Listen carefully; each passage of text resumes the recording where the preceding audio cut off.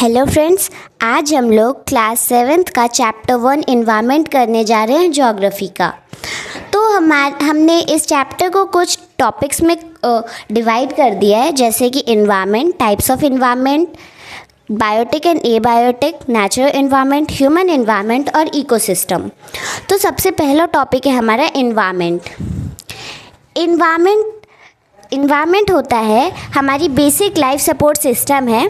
ये हमें air provide करता है जो हम यूज़ करते हैं सांस लेने के लिए, हमें पानी देता है जो हम पीते हैं, और हमें लैंड देता है जहाँ हम रहते हैं, और हमें फूड देता है जो हम खाते हैं।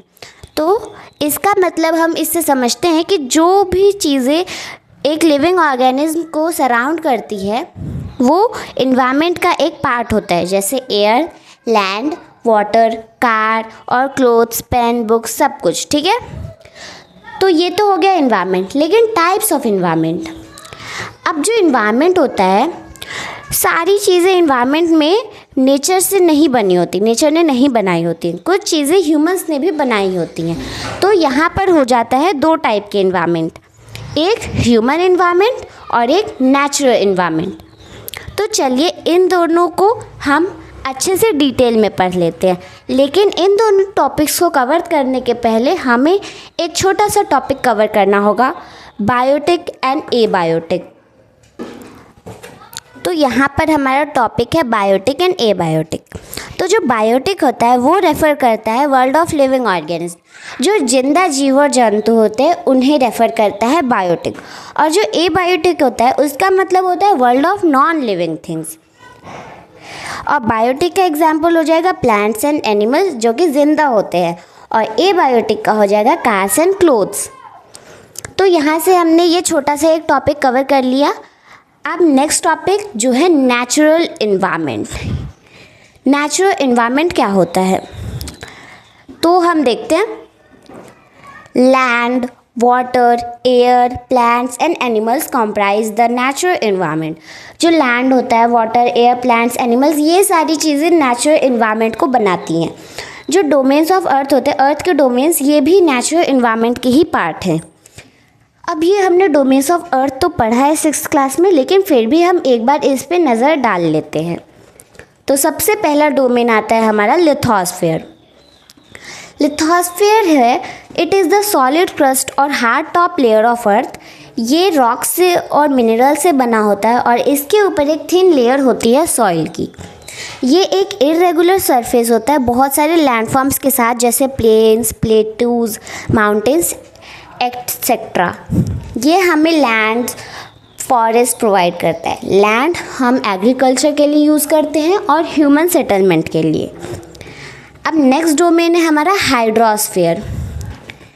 हाइड्रोस्फीयर क्या होता है, हाइड्रो से हमें पता चलता है, हाइड्रोस्फीयर होता है डोमेन ऑफ अर्थ, वाटर ये it comprises various source of water, जैसे कि lakes, rivers, seas, oceans, ponds, और ये सारे लिविंग ऑर्गेनिज्म के लिए बहुत ज़्यादा ज़रूरी होता है। नेक्स्ट डोमेन है हमारा एटमॉस्फेयर। जो एटमॉस्फेयर होता है वो एक थिन लेयर है एयर की, जो अर्थ को सराउंड करती है, जैसे यहाँ पे दिखाया गया है। और ये अर्थ का जो ग्रेविटेशनल फोर्स होता है वो उसे होल्ड करके रखती है, एटमॉस्फेयर की लेयर को होल्ड करके रखती है। और जो एटमॉस्फेयर की लेयर होती है ये हमें हार्मफुल रेज और स्कॉचिंग हीट ऑफ सन से बचाती है। इसमें बहुत सारे अलग अलग गैसेस होते हैं और वाटर वेपर, डस्ट गैसेस भी होते हैं। अगर एटमॉस्फेयर में कोई भी चेंज होता है तो वेदर और क्लाइमेट में भी चेंज होता है। लास्ट है हमारा बायोस्फीयर। तो जो बायोस्फीयर होता है वो प्लांट्स और एनिमल किंगडम साथ में बनाते हैं बायोस्फीयर को, या फिर हम कह सकते हैं लिविंग वर्ल्ड को। ये एक नैरो जोन है अर्थ की, जहाँ पे लैंड, वाटर और एयर एक दूसरे से इंटरैक्ट करते हैं और लाइफ को सपोर्ट करते हैं। तो यहाँ पर तो हमने पढ़ लिया नेचुरल इन्वायरमेंट। चलिए अब नेक्स्ट टॉपिक पे चलते हैं। नेक्स्ट टॉपिक है हमारा इकोसिस्टम। इकोसिस्टम क्या होता है, सारे प्लांट्स, एनिमल्स और ह्यूमन बींग्स एक अपने इमीडिएट सराउंडिंग पर डिपेंड करते हैं और वो इंटरडिपेंडेंट भी होते हैं एक दूसरे से। तो ये जो इनका बीच का रिलेशन होता है लिविंग ऑर्गेनिज्म और उनके सराउंडिंग और उन एक दूसरे पे, वो एक इकोसिस्टम फॉर्म करता है। अब लास्ट है ह्यूमन इन्वायरमेंट। ह्यूमंस जो होते हैं वो इन्वायरमेंट से इंटरैक्ट करते हैं और उसे मॉडिफाई कर देते हैं अपने नीड के अकॉर्डिंग पे।